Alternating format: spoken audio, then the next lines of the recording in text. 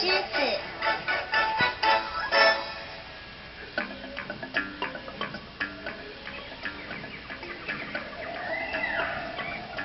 森林里有一只老狮子，它原本是森林里的王，可是它现在发生了一点小麻烦。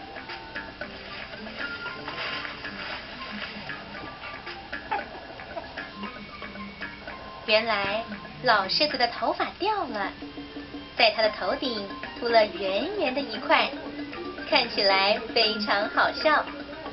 你看，它头顶上圆圆的出了一块，就是啊，好好笑哦。哦不！